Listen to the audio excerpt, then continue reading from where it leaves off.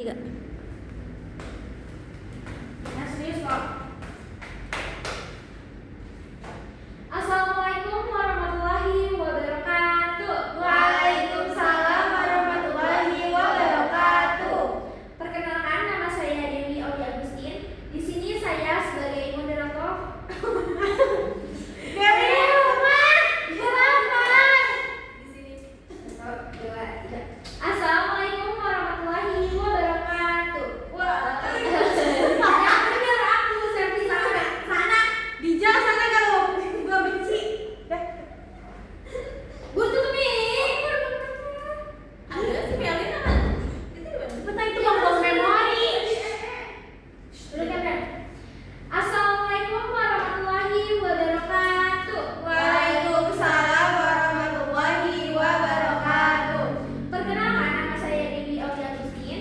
Di sini saya sebagai moderator dari kelompok saya. Kami akan mempresentasikan hasil RPP yang telah kami susun. Presentasi ini bertujuan untuk menjelaskan rancangan pembelajaran yang mencakup tujuan pembelajaran, materi, metode, media, langkah-langkah pembelajaran, serta penilaian yang digunakan. Kami berharap presentasi ini dapat memberikan gambaran yang jelas mengenai proses perencanaan pembelajaran yang efektif dan sesuai dengan kebutuhan siswa. Untuk pemateri pertama akan disampaikan oleh Nanda Hafsah Fadila. Silakan. Oke, baik. Itu punya siapa, Septi? Punya Suri, ya, biasaan deh. Siapa aja begitu? Si Mei. Si Mei. Si Dina nggak masuk sama si Dewi. Aku langsung ingin berdiri aja. Ya.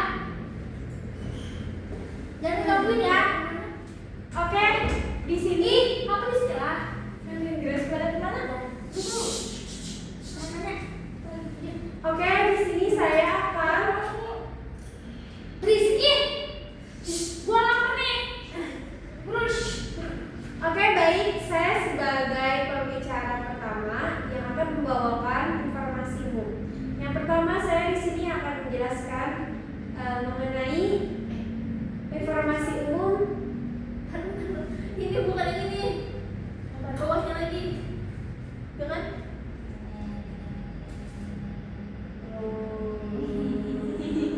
Dah ini. Dari sini. Oke, baik. Saya di sini sebagai pembicara pertama ingin mempresentasikan mengenai informasi umum modul ajar kita atau RPP. Nah, di sini di modul ajar ini informasi umum itu sangat-sangat penting sebagai identitas seorang guru dalam merancang RPP tersebut. Yang pertama di sini ada judul. Ada judulnya itu modul ajar matematika kelas 1. Deep Learning bab 6 mengenai penjumlahan dan pengulangan sampai dengan 20. Informasi umum modul tersebut di sini informasi umum, penyusun, instansi, tahun penyusunan, jenjang sekolah, mata pelajaran, fase atau kelas, bab 6 dan alokasi waktu. Nah, berikut ini yang sangat penting di dalam informasi umum. Kita lanjut ke B, kompetensi awal, yaitu mengenal konsep lebih dari, kurang dari, dan selisih. Yang kedua, penjumlahan yang hasilnya kurang dari 20. Yang ketiga, pengurangan yang hasilnya kurang dari 20. Yang C yaitu 8 dimensi profil lulusan. Yang pertama ada keimanan dan ketakwaan kepada Tuhan Yang Maha Esa. Yang kedua yaitu keluargaan. Yang ketiga adalah penawaran kritis. Yang keempat adalah kreativitas. Yang kelima adalah kolaborasi, dan keenam kemandirian. Ketujuh adalah kesehatan. Kedelapan yang terakhir adalah kaum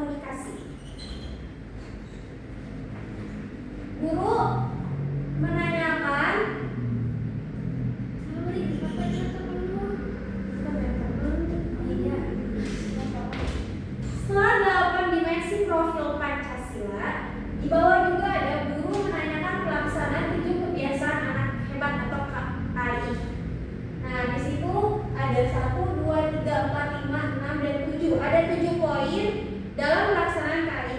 Yang pertama itu adalah bangun tidur. Bagaimana kamu memulai hari dengan baik. Yang kedua beribadah. Yang ketiga berolahraga. Yang keempat gemar belajar. Yang kelima makan sehat dan bergizi. Yang keenam adalah bermasyarakat. Yang ketujuh adalah tidur cepat. Setelah itu, setelah KIH atau KI, D. Sarana dan prasarana, alat dan bahan. Di dalam modul ajar pasti ada sarana dan prasarana untuk melancarkan pembelajaran di kelas dengan baik dan benar. Yang pertama adalah seperti contoh pensil, buku tulis. Kedua kertas karton untuk melancarkan tugas dari guru. Yang ketiga adalah gunting, spidol warna untuk membuat suatu karya. Yang keempat yaitu paku, permen, mani, kelereng, dan kerikil untuk praktik dalam pengurangan dan penjumlahan di dalam pelajaran agar semakin mudah. Yang keenam adalah Padlet. Padlet itu adalah suatu teknologi yang dapat kita tampilkan dengan unik kepada anak-anak sehingga anak-anak bersemangat dalam belajar. Yang terakhir adalah quizzes. Quizzes itu berupa evaluasi, berupa kuis atau game yang bisa dimainkan setelah pembelajaran berakhir. Oke, terakhir adalah yang target peserta didik, yaitu setiap peserta didik pasti memiliki setiap guru pasti memiliki target untuk anak-anaknya, dan setiap murid pasti memiliki target untuk dirinya sendiri. Yang pertama adalah peserta didik reguler, yaitu umum, tidak ada kesulitan dalam mencerna dan memahami materi ajar. Ketika kita membuat RPP, kita juga harus merancang untuk anak-anak yang reguler agar RPP kita itu dapat dimengerti oleh anak-anak. Yang kedua, peserta didik dengan pencapaian tinggi, seperti mencerna dan memahami dengan cepat, mampu mencapai keterampilan berpikir alas tinggi atau HOT, dan memiliki keterampilan memimpin. F. Jumlah peserta didik. Di dalam RPP itu harus ada jumlah peserta didik agar kita dapat berfokus kepada semua murid. Yang terakhir yaitu G. Model pembelajaran. Model pembelajaran itu sangat diperlukan dalam RPP sehingga kita juga dapat mengajari di lapangan secara terstruktur. Kalau misalnya mau praktek, bisa kita memakai PJBL dan lain-lain, sehingga kita dapat tergambar di pikiran kita bagaimana pelajaran yang menarik, inovatif, dan membuat anak-anak dapat mengerti dengan pelajaran kita. Saya lanjutkan kepada pembicara 2, dipersilakan kepada Alia.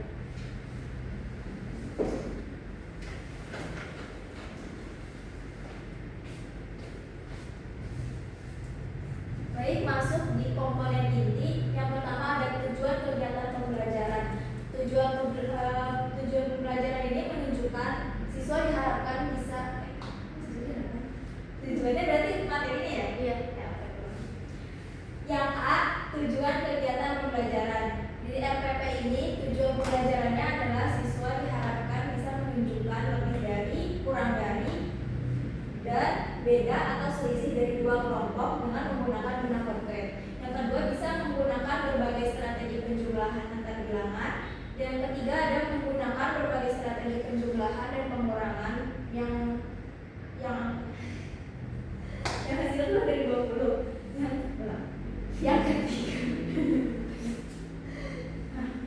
Yang ketiga bisa menggunakan berbagai strategi penjumlahan dan antara bilangan puluhan dan bilangan satuan yang hasilnya kurang dari 20. Dan yang keempat itu menggunakan berbagai strategi pengurangan yang hasilnya kurang dari 20. Kemudian ada capaian pembelajaran. Dalam MPP ini ada 5 elemen. 1, 2, 3, 4, 5. Ini CP besar. beskapnya kan DP KA beskap terbaru kita jadi. Alright. Dewi, komponennya itu bisa di capaian pembelajaran bisa dikebawain nggak? Data.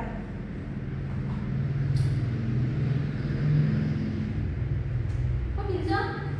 Nah, dikeluarin dulu dong SC. KPN nih enter. Nah, gua. Ih, nggak bisa. Gak apa-apa. Kebawain aja.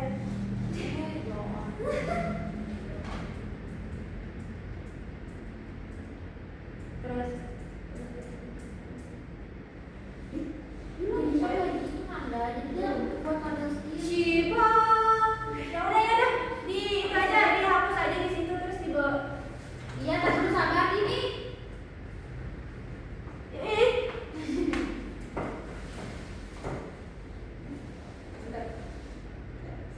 Sampai Manda. Iya biarin aja. Angkat sekarang gampang di copy and Biarin aja yang terus mama itu. itu keluar lagi keren mami.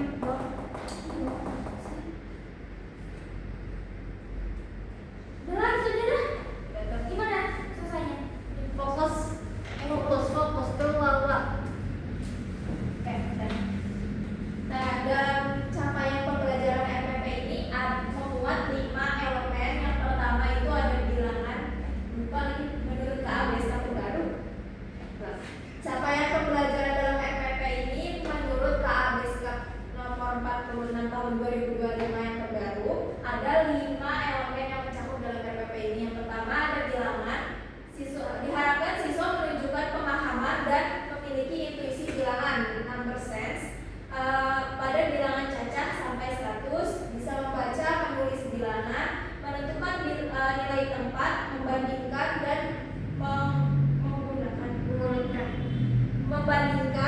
mengurutkan dan melakukan komposisi atau menyusun bilangan serta dekomposisi mengurai bilangan.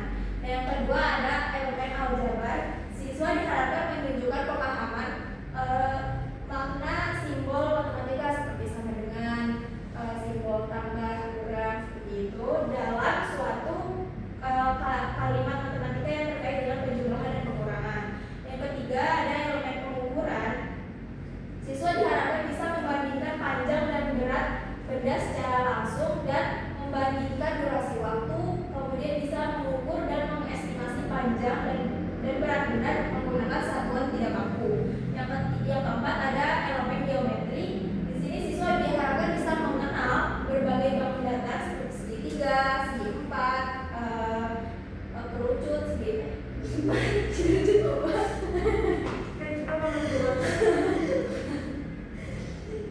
Yang keempat ada geometri. Di sini siswa diharapkan bisa mengenal berbagai bangun datar seperti segitiga, segi empat, segi banyak, dan bangun ruang seperti balok, kubus, kerucut, bola, serta melakukan komposisi dan dekomposisi suatu bangun datar dan bisa menentukan posisi satu benda terhadap benda yang lain. Kemudian yang terakhir ada analisis data dan peluang. Siswa diharapkan bisa mengurutkan, menyortir, dan mengelompokkan serta membandingkan. Kemudian juga bisa menyajikan data banyak dengan menggunakan turus atau piktogram maksimal 4 kategori. Selanjutnya ada pemahaman bermakna. Di sini Terakhir ya pertanyaan pemalu. Siap-siap dulu nih. Bagaimana kita ingin memiliki itu tidak sederhana. Oke, yang kemudian yang B, pemahaman bermakna. Melalui pemahaman bermakna ini kita ingin memastikan siswa bisa memahami makna di balik lebih dari, kurang dari, atau selisih melalui kegiatan nyata. Terus yang ke C. Kemudian yang C, pertanyaan pemantik. Untuk memantik untuk memantik rasa ingin tahu siswa pada awal sesi, kita menyiapkan beberapa pertanyaan seperti apa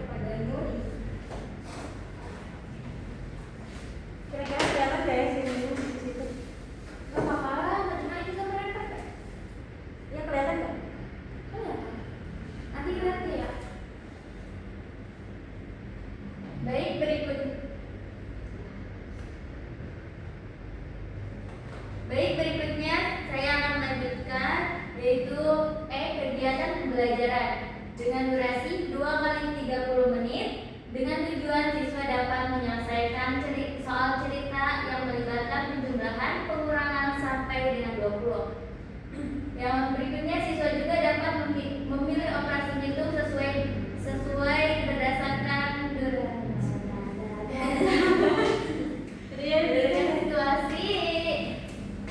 Siswa dapat.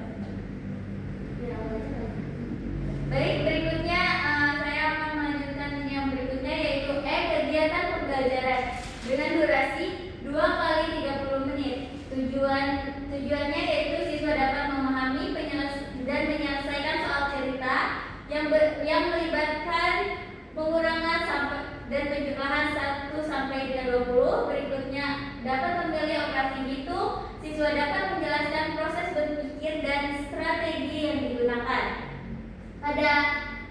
Pada kegiatan pembelajaran ini kita tentunya memiliki kegiatan rancangan kegiatan juga. Tagawas bang. Oke. Dingin. Oke. Pada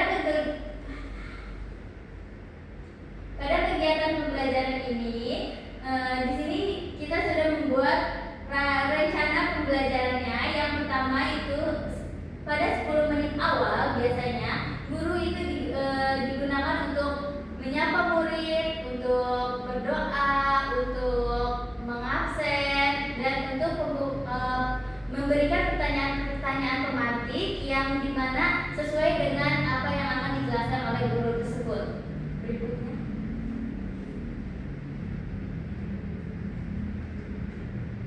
Berikutnya lanjut ke kegiatan inti. Dijauhkan. Berikutnya kegiatan inti yang berwaktu dengan 15 menit, yaitu di sini biasanya guru juga rencana kenapa? Mempraktekkan rencana. Berikutnya yaitu kegiatan inti. Pada rencana RPP kami di sini kita menyiapkan 15 menit yang biasanya guru itu memberikan materi yang inti yang memang akan diceritakan seperti materi yang seperti bisa berupa PPT, berupa kuis. Wah, ini kayak skemanya aja, skemanya ketika pembelajaran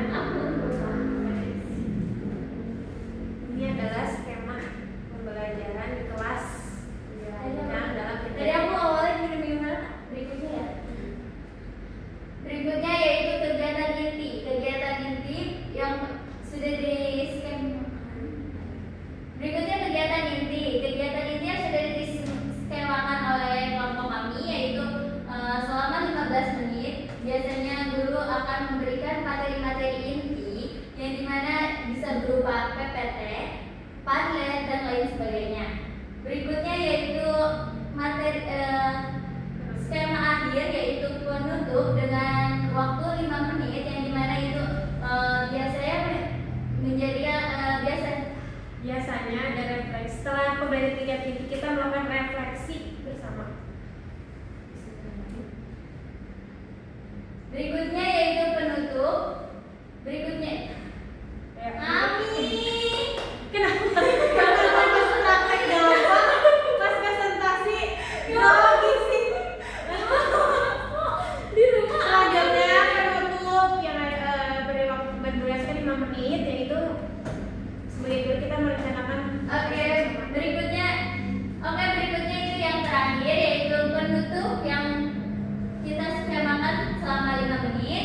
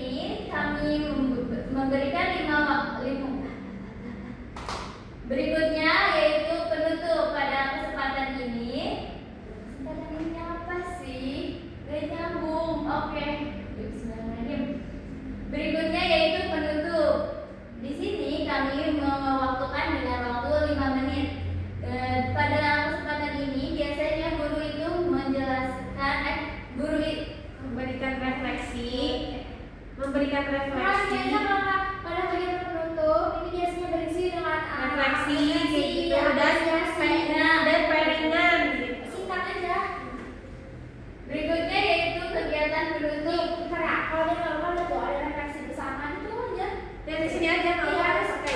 setelah itu apresiasi gitu. Berikutnya yaitu penutup. Penutup kami lakukan selama 5 menit yang biasanya berisi tentang apresiasi kepada anak, refleksi dalam kondisi belajar, dan juga pertanyaan-pertanyaan evaluasi dari materi tersebut. Berikutnya yaitu F, yaitu refleksi. Refleksi ini biasanya kami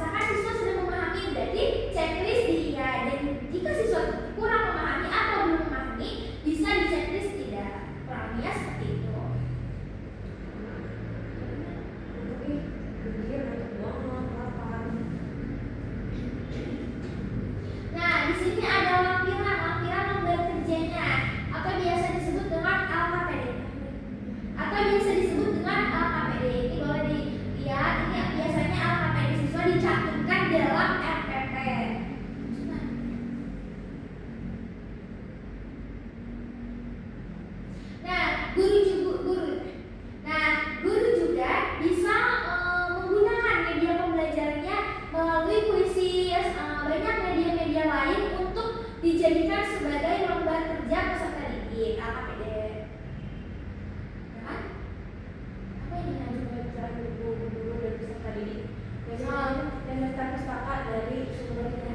Lanjut lagi di sini di RPP itu kita cantumkan daftar pustaka. Daftar pustaka